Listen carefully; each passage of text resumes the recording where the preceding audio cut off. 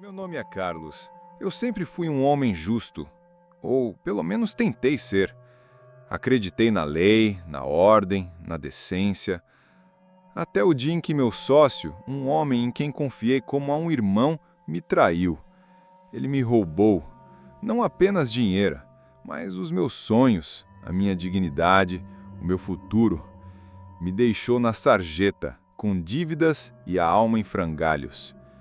Eu tentei de tudo. Polícia, advogados, súplicas.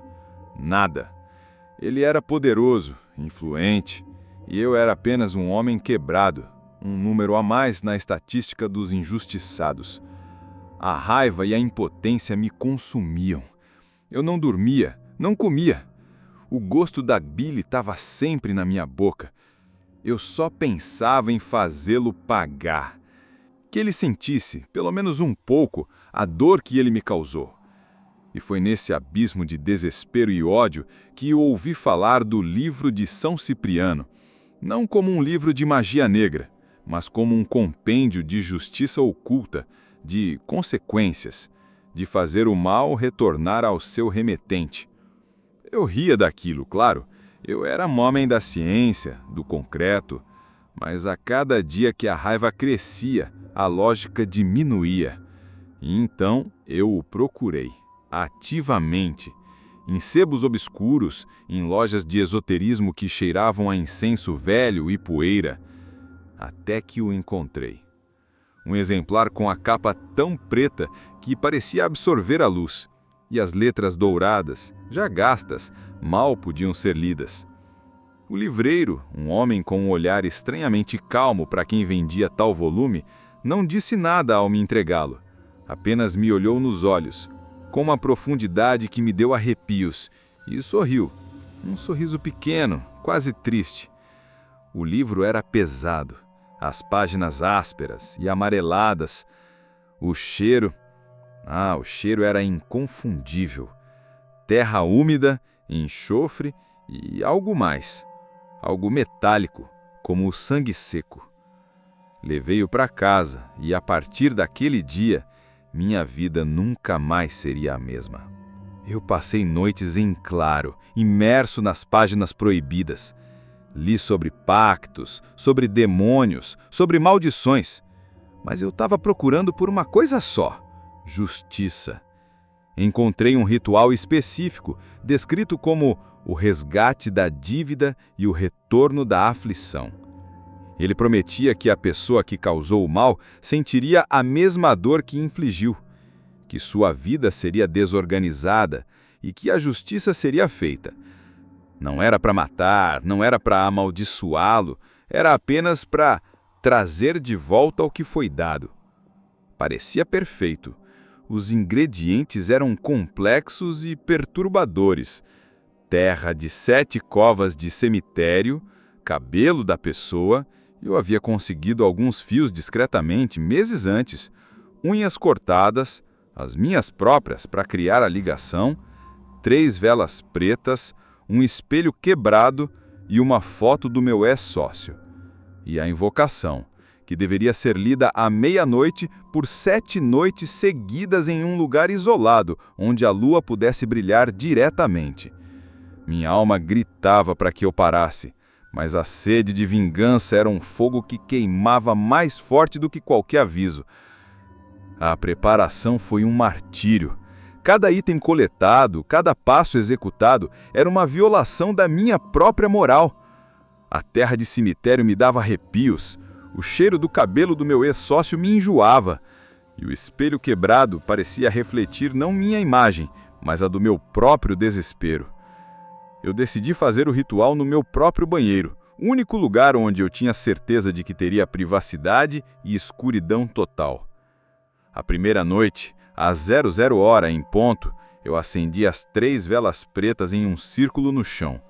A luz dançava, transformando as paredes do banheiro em um palco de sombras. O ar começou a ficar denso, pesado, carregado de uma energia que eu nunca havia sentido antes. Eu me ajoelhei, com a foto dele em uma mão e o espelho quebrado na outra. Minhas unhas e o cabelo dele estavam em um prato com a terra de cemitério. Comecei a ler as invocações. As palavras eram em um dialeto estranho, gutural, que mal conseguia pronunciar. Minha voz tremia, mas eu perseverei, repetindo as frases, sentindo a energia crescendo no ar. O cheiro de enxofre e carne queimada começou a se intensificar, vindo de lugar nenhum, mas preenchendo o pequeno cômodo. Eu sentia meu coração batendo forte, as veias latejando nas minhas têmporas. A chama das velas tremia violentamente, quase se apagando, e o espelho quebrado parecia vibrar em minhas mãos. Enquanto eu recitava a última parte, um som agudo, quase um lamento, vindo de dentro do espelho quebrado. Eu fechei os olhos com força, terminando as últimas palavras. De repente, um vento gelado passou por mim, apagando as velas. A escuridão total me engoliu e o silêncio se tornou pesado, quase sufocante. Eu acendi a luz do banheiro, tremendo, e olhei para o chão. Os ingredientes estavam lá, mas a foto dele havia desaparecido. Eu senti um arrepio na espinha. Não era medo, era uma satisfação sombria. Havia funcionado. Os dias que se seguiram foram no início um triunfo. 3 dias depois, a notícia veio como um raio. Meu ex-sócio, aquele que havia me traído, foi desmascarado em um escândalo financeiro gigantesco. Ele perdeu tudo: o dinheiro, a reputação, a família. Sua vida virou um caos completo. Eu senti uma onda de satisfação, uma alegria perversa que me inundou. Aquele sentimento de vingança, de justiça feita, era inebriante. Eu havia realmente conseguido. O livro de São Cipriano não era um mito, ele era uma turba. Eu me senti poderoso, como se tivesse encontrado a chave para os segredos do universo. Mas essa euforia durou pouco. A dívida, como o livro bem avisava, nunca é quitada apenas pelo outro lado. As consequências começaram a aparecer de forma insidiosa, sutil, mas implacável.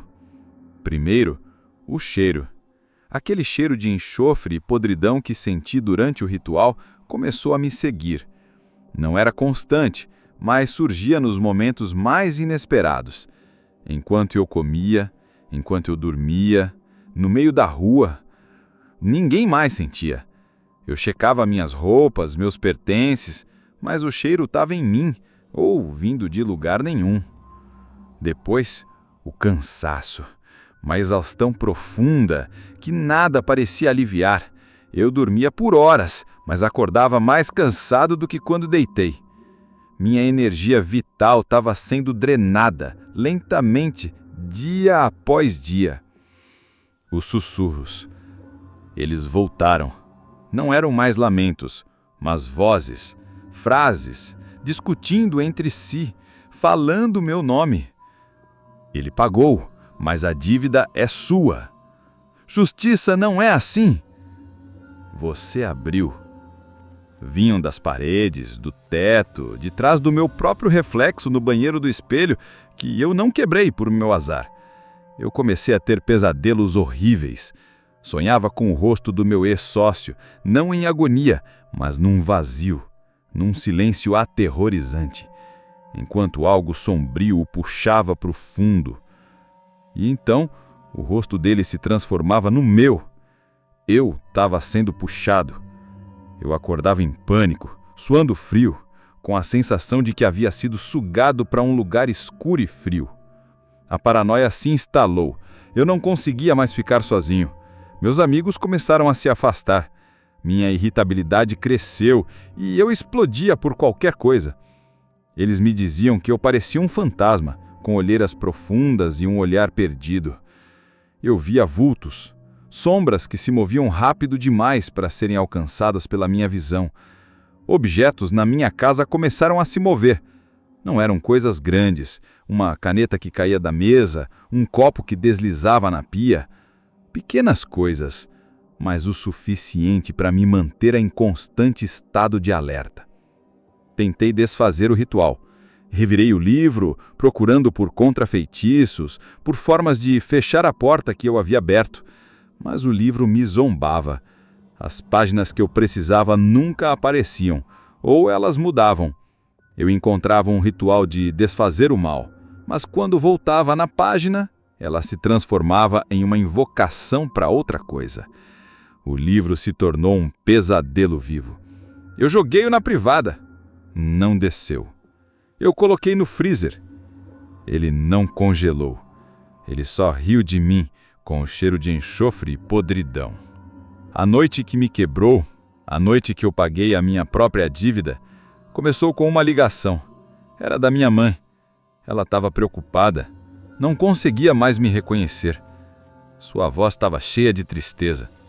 Carlos, o que está acontecendo com você? Você não é mais o mesmo. Parece que tem algo te sugando. Naquele momento eu senti um frio na espinha. Não era o frio da sala. Era o frio da confirmação. Eu estava sendo sugado. Desliguei o telefone e fui até o banheiro.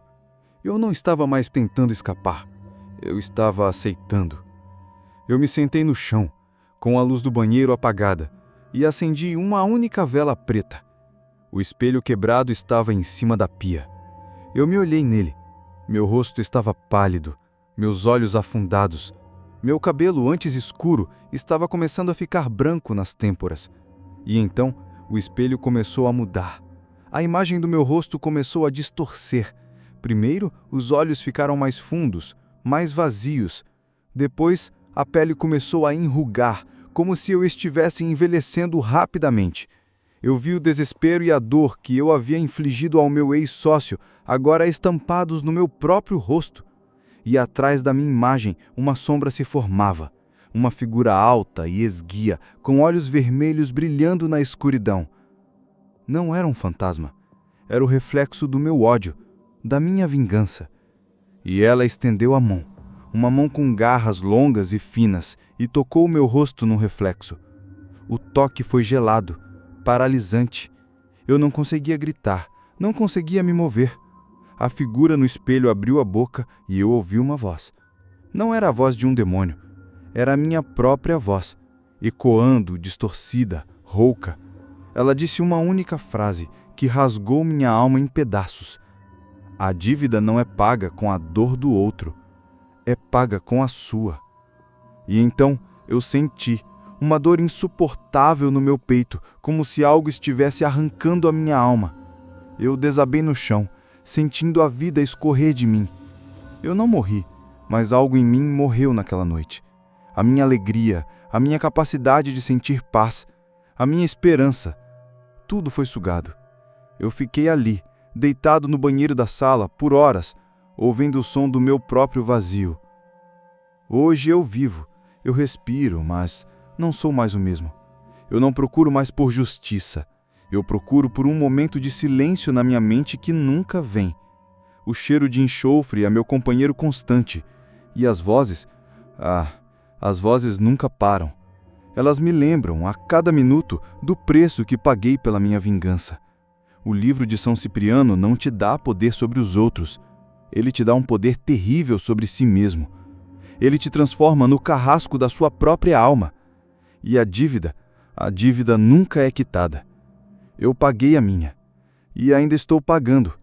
Cada segundo da minha vida é um lembrete do vazio que ele me deixou.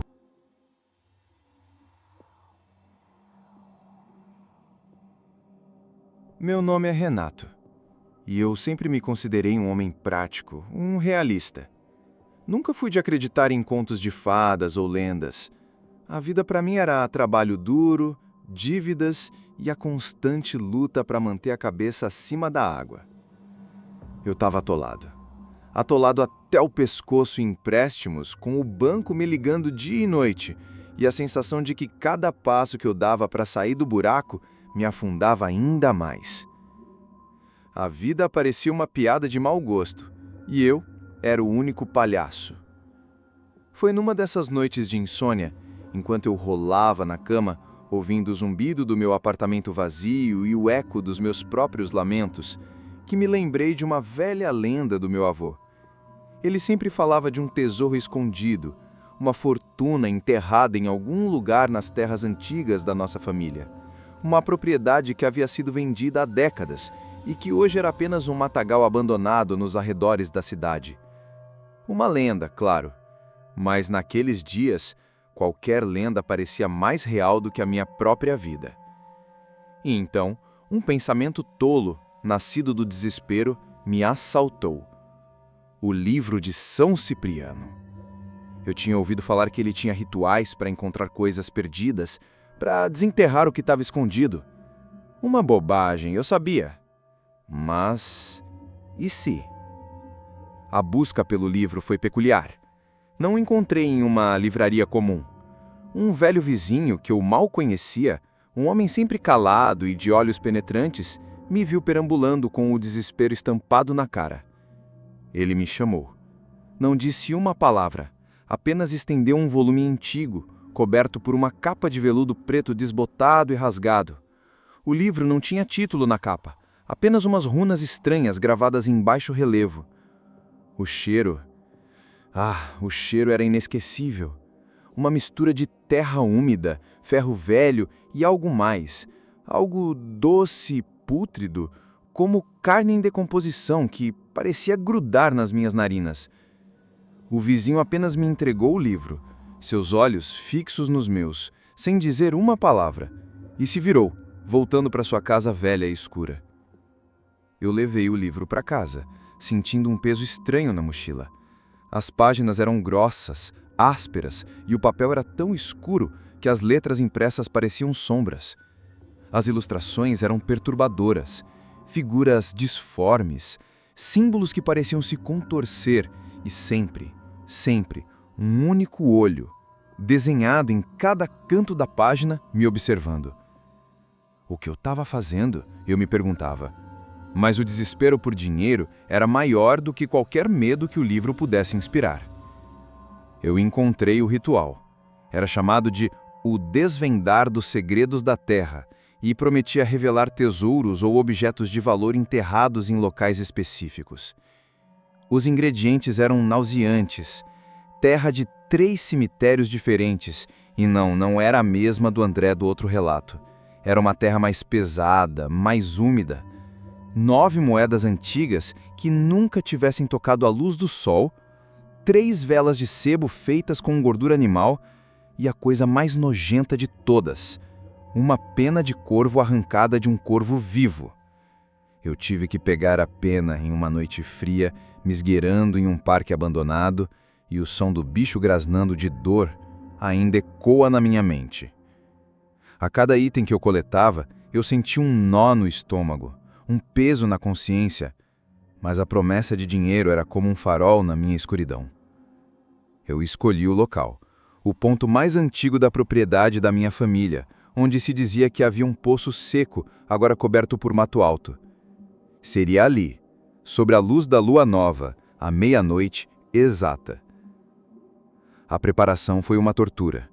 As moedas antigas que eu tinha conseguido de um colecionador excêntrico cheiravam a ferrugem e a algo metálico, quase sangue. As velas de sebo escorriam gordura e tinham um cheiro enjoativo. A pena de corvo. A rapena parecia vibrar na minha mão, negra e macia, mas carregada de uma energia gélida. Cheguei ao local na propriedade abandonada um pouco antes da meia-noite. Era um lugar lúgubre, com árvores retorcidas e o silêncio que só o interior do mato possui. Eu acendi as 3 velas de sebo em um triângulo, a luz fraca mal conseguia penetrar a escuridão. Eu senti o cheiro de mofo e terra podre misturado com o aroma rançoso daquelas velas. Com um graveto, eu comecei a desenhar os símbolos que o livro mostrava, um emaranhado de linhas e círculos que pareciam se contorcer na terra úmida. O cheiro de enxofre começou a se espalhar, vindo do nada. Eu coloquei as moedas antigas no centro do triângulo, formando uma pequena pilha. Meus dedos tremiam. Eu recitei as invocações, minha voz rouca, quase um sussurro no silêncio da noite. As palavras eram em um idioma que eu nunca tinha ouvido, gutural e cheio de sons sibilantes, como o chiado de uma serpente. A cada verso, o ar ficava mais denso, mais frio. A chama das velas dançava furiosamente, quase se apagando. E então eu senti. O chão sob meus joelhos começou a vibrar, fracamente no início, depois mais forte, como um coração batendo no subsolo. O cheiro de podridão se tornou insuportável e eu sentia como se estivesse respirando ar mofado. Eu enfiei a pena de corvo na terra, no centro do triângulo, e o livro mandava esperar. Esperei. A vibração aumentou e o som de algo que se movia sob a terra começou a preencher o ar. Não era um som de tesouro.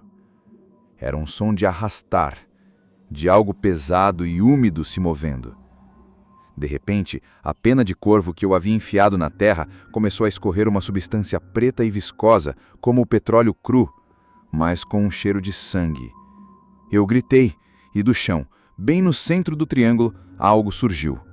Não era um baú, não era ouro, era uma única mão. Uma mão humana, mas coberta de terra e com a pele esverdeada, como se estivesse em decomposição. Ela emergiu lentamente da terra, com os dedos finos e longos, e se fechou em torno de uma única moeda. Uma moeda antiga, enferrujada, que parecia estar sendo ofertada. Ela abriu e a moeda caiu no chão. E então, tão lentamente quanto surgiu, a mão se retraiu, afundando de volta na terra até desaparecer. O chão parou de vibrar, o cheiro diminuiu e as velas, tremendo, se apagaram, deixando-me na escuridão total. Eu acendi a lanterna do celular, tremendo, e iluminei o chão. A moeda estava lá. Um único centavo antigo, coberto de terra seca e uma mancha preta. Eu a peguei, sentindo um pavor gelado. Era o meu tesouro. Daquele dia, a moeda nunca mais saiu do meu bolso. Eu senti ali, pesada, fria. No início, eu senti uma certa euforia. Eu havia feito o ritual e ele havia funcionado. Não era o tesouro que eu esperava, mas era uma prova de que o livro funcionava. Essa euforia durou pouco. A moeda começou a me incomodar. Ela parecia ficar mais fria e o cheiro de terra podre e carne em decomposição que eu senti no ritual começou a me seguir. O cheiro ficava mais forte quando eu estava sozinho à noite, em casa. Eu tentava lavá-la, mas o cheiro era dela, entranhado. E então, as visões começaram. Não eram fantasmas, eram flashes, imagens rápidas, como fotografias antigas, que apareciam na minha mente. Eram imagens da propriedade antiga, da casa, das pessoas que viveram lá, mas as imagens eram sempre perturbadoras. Pessoas com o rosto coberto de terra, chorando, ou figuras se arrastando no chão. Eu ouvia sussurros, milhares deles, como se eu tivesse em um cemitério, com vozes vindo de todas as direções. Ele achou, nosso segredo, agora é dele. A voz do velho vizinho que me deu o livro às vezes se misturava aos sussurros e ele dizia: "Você o desenterrou." Eu comecei a ter pesadelos horríveis. Sonhava que estava deitado na terra, sentindo a umidade e o cheiro, enquanto mãos crias me puxavam para baixo, para dentro da terra. Eu não morri, mas quando acordei, horas depois, no chão da minha sala, coberto de terra, com o cheiro me impregnando, eu sabia que algo havia mudado. Eu estava vivo, mas a minha alma havia sido tocada, maculada. A casa estava normal, mas o cheiro persistia. E a moeda estava no meu pulso, e eu sentia a pulsação fria a cada batida do meu coração. O livro de São Cipriano não te dá tesouros. Ele te dá uma dívida eterna. Ele não te dá controle. Ele te torna o guardião de algo que não deveria ter sido desenterrado. Eu buscava riqueza, e o que eu encontrei foi um castigo eterno. Eu ainda estou pagando, e nunca serei livre.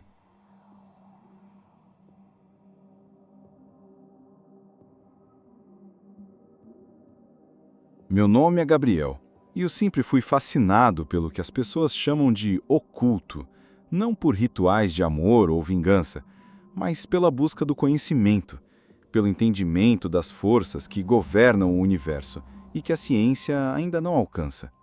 Eu era um estudante universitário de História e minha tese era sobre o sincretismo religioso e as crenças populares no Brasil. Foi assim que o livro de São Cipriano, o famoso Capa Preta, entrou na minha vida. Eu o via como uma relíquia antropológica, um compêndio de crenças, lendas e, sim, rituais que refletiam a alma de um povo. Eu encontrei uma edição raríssima em uma biblioteca particular que estava sendo desfeita. Era um volume pesado, com lombada de couro áspero e páginas amareladas que cheiravam a mofo, incenso velho e em que de algo mais, algo doce e rançoso que me dava calafrios, mas eu atribuía ao tempo. Minha intenção era apenas estudar, catalogar, entender. Que tolo eu era! Eu o trouxe para o meu pequeno apartamento de estudantes, que dividia com uma pilha crescente de livros e o cheiro persistente de café frio. As noites, antes dedicadas a artigos acadêmicos, passaram a ser devotadas ao livro de São Cipriano. Eu lia cada página com avidez, fascinado pelas fórmulas de exorcismo, as orações de proteção e as invocações para ver o futuro ou se comunicar com os espíritos. A linguagem era arcaica, os símbolos complexos. Eu me sentia um explorador de um mundo proibido, mas sempre com a mente cética de um historiador. Meus colegas de faculdade me alertavam, diziam para eu ter cuidado com o que estava lendo. Eu ria. Como um livro velho poderia fazer mal a alguém? A curiosidade, porém, é uma amante perigosa. Eu comecei a me sentir insatisfeito apenas lendo. Eu queria testar a veracidade de alguns experimentos ou orações que pareciam mais benignos, apenas para provar a mim mesmo que era tudo superstição. Meu primeiro experimento foi um ritual de abertura de visão espiritual, que prometia conceder a capacidade de perceber o que estava além do véu da realidade, sem invocar nada diretamente. Apenas uma vela de sebo, um copo de água com sal grosso e uma oração para ser repetida por 7 noites consecutivas, sempre à meia-noite, olhando para a própria imagem na água. Parecia inofensivo. Um exercício de meditação, eu me convenci, era a chance de provar que estava tudo na cabeça das pessoas. A primeira noite do ritual foi um tédio. Eu acendi a vela, coloquei a água com sal no copo e me sentei em frente, recitando as palavras do livro. Minha voz não soava ridícula e eu me sentia um idiota. Nada aconteceu, apenas a chama da vela tremilogendo e o silêncio do meu quarto. A segunda, a terceira, a quarta noite, a mesma coisa. Eu estava quase desistindo. Na quinta noite, porém, algo mudou. Enquanto eu repetia as palavras, o reflexo da minha imagem na água começou a distorcer. Não era a luz da vela, nem a minha visão. Minha face no copo pareceu alongar-se e meus olhos no reflexo estavam vazios, completamente negros. Eu pisquei e o reflexo voltou ao normal. Atribuía à fadiga. Na sexta noite, o ar do quarto ficou gelado, mesmo com a janela fechada. O cheiro rançoso do livro se intensificou, sufocante. Eu senti como se fios invisíveis estivessem me tocando, subindo pelos meus braços. As palavras saíam da minha boca com uma dificuldade crescente, como se a língua tivesse pesada. E então eu ouvi um sussurro. Um único e inconfundível sussurro vindo de trás de mim, chamando o meu nome. Gabriel. Eu congelei, sem ousar me virar. O reflexo na água, o meu reflexo, não se mexeu. Mas os olhos estavam negros novamente, e uma sombra esguia e alta se formou atrás de mim no reflexo, com braços longos e finos. Eu terminei a oração com a voz falha e apaguei a vela. Passei a noite encolhido na cama, tremendo. O conhecimento estava começando a vir, e não era o que eu esperava. A sétima e última noite do ritual foi a que me quebrou. Eu estava aterrorizado, mas a curiosidade, misturada com uma teimosia acadêmica, me impulsionava. Eu precisava ver o que ia acontecer. Exatamente à meia-noite, eu acendi a vela, posicionei o copo com água e sal e comecei a recitar as palavras. O cheiro fétido era quase insuportável. O frio cortante me fazia tremer. As vozes agora não eram sussurros, eram murmúrios, conversas inaudíveis vindos de todos os cantos do quarto. Eu tentava focar na minha imagem na água, mas o reflexo estava completamente distorcido e irreconhecível. Minha face se contorcia em agonia, e meus olhos eram poços negros. No reflexo, a sombra alta estava atrás de mim, mais nítida. E então, algo mudou. A sombra estendeu uma mão com dedos longos e finos, com unhas negras e pontudas, e ela tocou meu ombro no reflexo da água. Eu senti um choque elétrico, meu corpo inteiro se contraiu. As vozes no quarto se transformaram em um coro de gritos agudos, como centenas de pessoas presas em agonia. A chama da vela se alongou, tremilogendo loucamente, e o copo de água com sal começou a borbulhar. O reflexo na água, o meu reflexo, começou a gritar.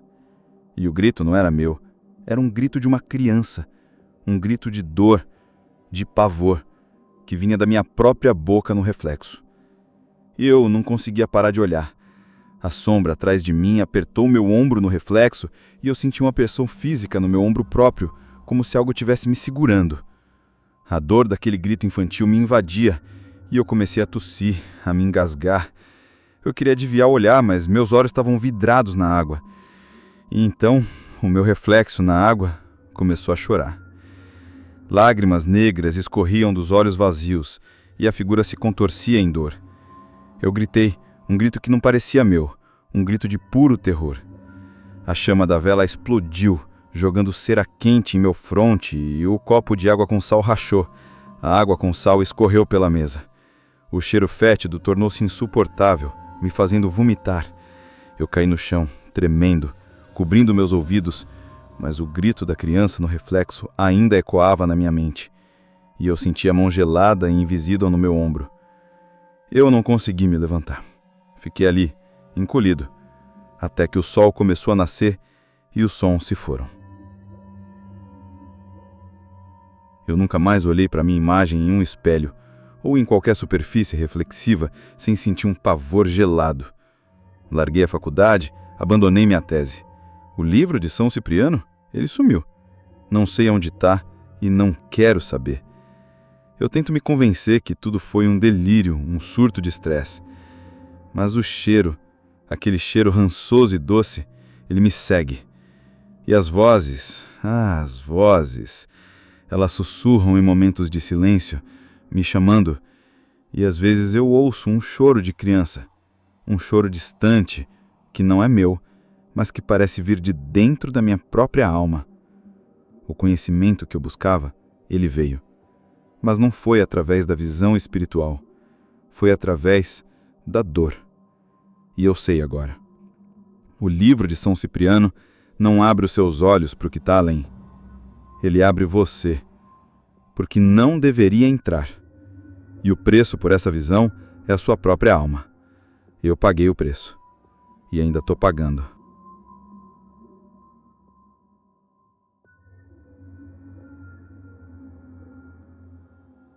Meu nome é Juliana. E como muitas pessoas, eu era apenas sozinha.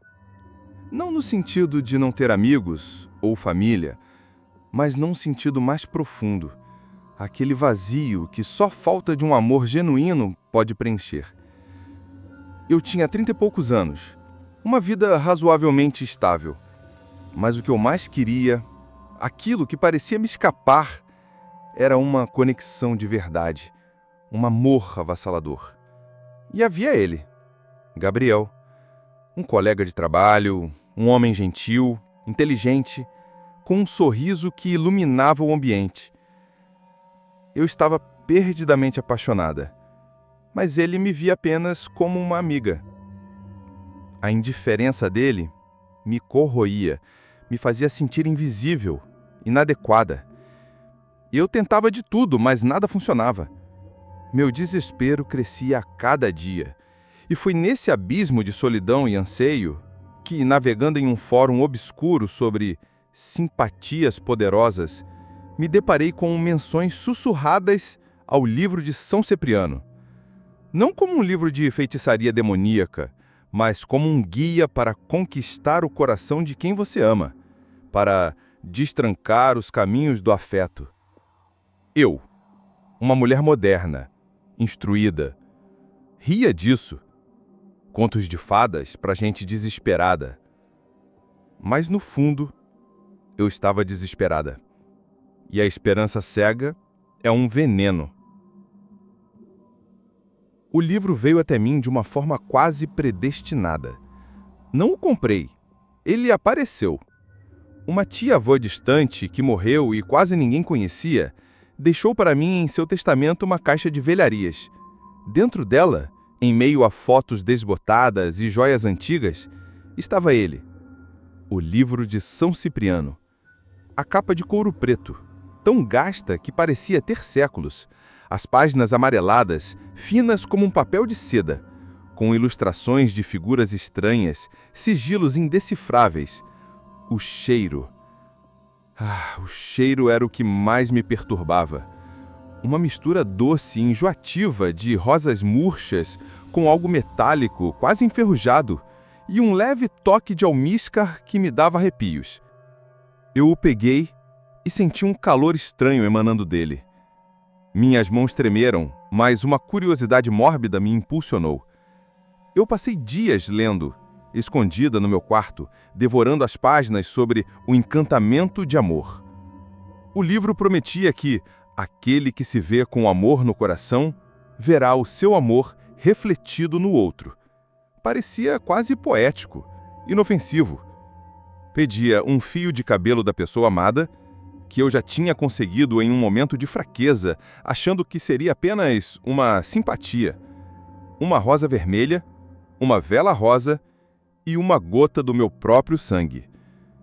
A gota de sangue me fez hesitar, mas a imagem de Gabriel me amando, me querendo, me impulsionou. Eu faria qualquer coisa para sentir aquele amor. A preparação para o ritual foi carregada de uma tensão estranha. Eu esperei pela noite de Vênus, uma sexta-feira de lua crescente, como as instruções pediam. Meu apartamento, geralmente um refúgio de paz, parecia agora um palco para algo proibido. Às 21 horas, eu tranquei tudo, fechei as cortinas pesadas, criando uma escuridão quase total. Acendi a vela rosa no centro do meu quarto. A luz suave pintava as sombras de rosa. Um rosa que parecia doentio. O cheiro da rosa vermelha, que eu havia desfolhado, misturava-se com aquele aroma metálico e doce do livro, criando uma fragrância inebriante e perturbadora. Com um compasso, eu desenhei um círculo no chão, e dentro dele, uma estrela de 5 pontas com um pequeno triângulo invertido em cada ponta, exatamente como o livro mostrava. O fio de cabelo de Gabriel estava em um pequeno saquinho de seda. Com uma agulha esterilizada, eu perfurei a ponta do meu dedo, sentindo a dor aguda e o calor do sangue escorrendo. Pinguei uma gota sobre o fio de cabelo, observando o vermelho vivo se espalhar sobre o preto. Minha mão tremia, mas a excitação, uma mistura de medo e desespero, me impulsionou. Eu me ajoelhei no centro do círculo, com o livro aberto no meu colo. O vento, não sei de onde, soprou por dentro do quarto, fazendo as chamas das velas dançarem freneticamente. Comecei a recitar as invocações, minha voz um sussurro rouco que parecia se perder no ar denso. As palavras eram em um dialeto que soava como cantigas de nenar, mas com uma melodia estranha, quase hipnótica. Que o amor de Gabriel se une ao meu. Que os corações se entrelacem. Que o desejo seja um só.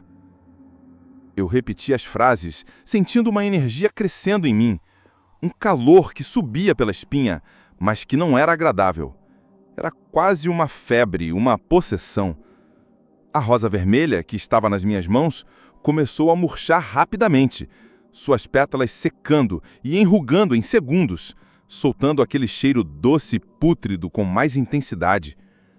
O fio de cabelo, no saquinho, pareceu vibrar, e o sangue nele secou e ficou de uma cor escura, quase negra. De repente, o ar ficou gélido, e eu ouvi. Não eram sussurros, eram risadas.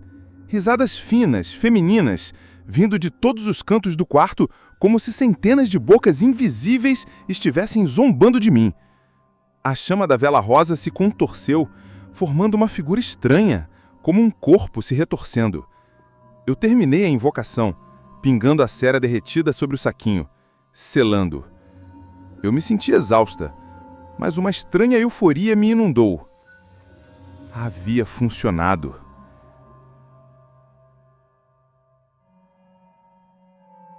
E funcionou. O que aconteceu nos dias seguintes foi surreal. Gabriel, aquele que mal me notava, começou a me procurar. Mensagens, ligações, convites para sair. Sua atenção era intensa, quase sufocante.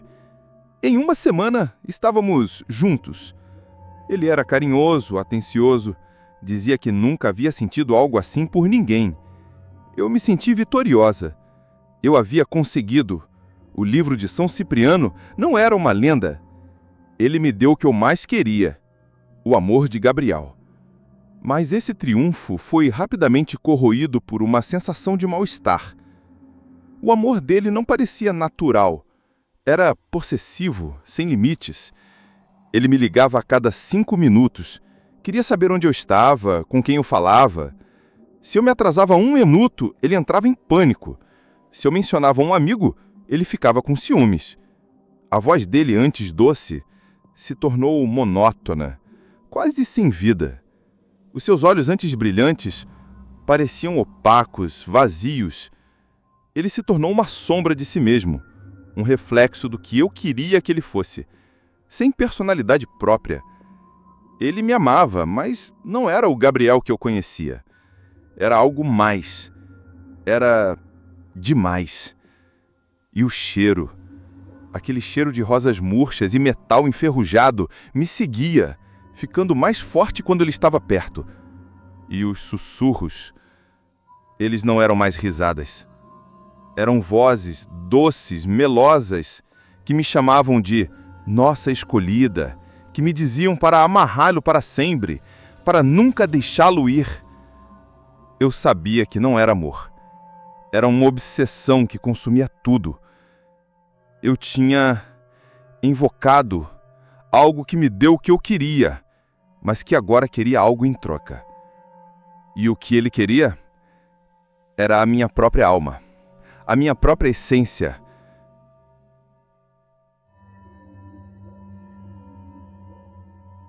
A manifestação direta veio na forma do próprio livro de São Cipriano. Não importava onde eu escondesse, ele sempre reaparecia na minha cama, aberto na página do encantamento de amor.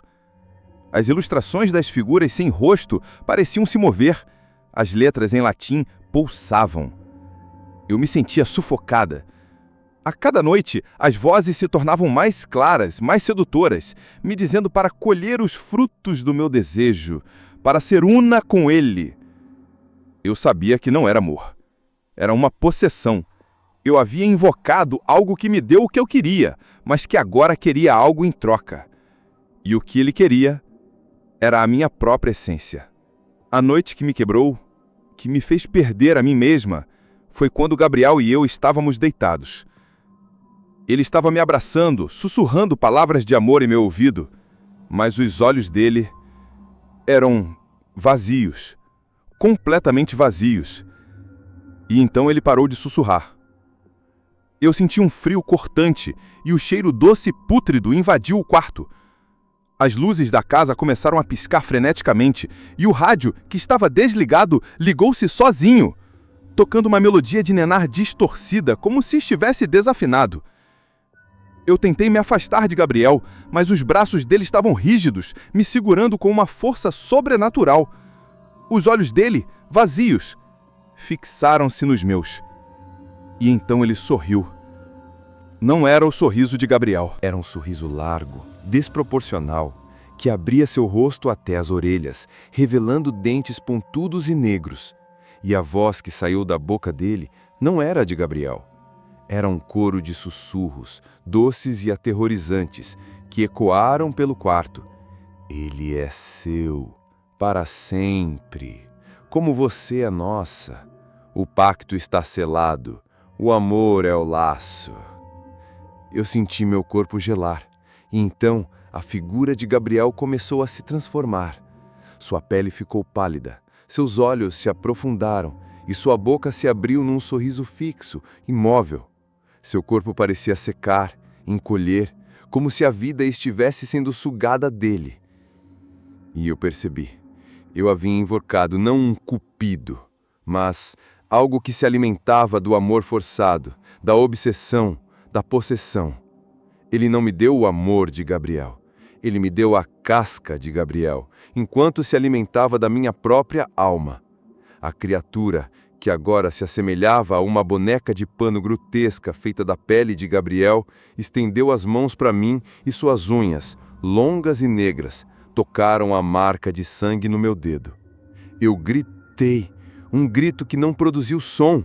Meu corpo inteiro se contorceu e eu senti como se um pedaço de mim fosse arrancado. Minhas memórias, minhas emoções, minha própria identidade, tudo começou a se esvair. Eu não desmaiei, eu apenas senti o vazio. Acordei na manhã seguinte, deitada na cama. Gabriel estava ao meu lado. Seus olhos estavam vazios, sua expressão nula. Ele era apenas uma casca. O livro de São Cipriano estava aberto no meu peito, na página do Ritual do Amor. O cheiro de rosas podres e metal era sufocante. Eu sabia que havia perdido. Eu havia ganhado o amor, mas perdi a mim mesma. Minha vida se tornou uma prisão. Eu vivo com Gabriel, mas ele não é ele. É apenas um reflexo do meu desejo pervertido, um boneco vazio que me acompanha em meu tormento. Eu tento sentir algo, mas minhas emoções estão entorpecidas, roubadas. Eu sou uma sombra, uma casca vazia, assim como ele. O livro de São Cipriano não te dá amor. Ele te dá uma obsessão que consome tudo. Ele não te une, ele te liga a uma monstruosidade que se alimenta da sua própria alma. Eu paguei o preço, e ainda estou pagando. Cada dia é um lembrete de que o amor forçado não é amor, é a sua própria condenação.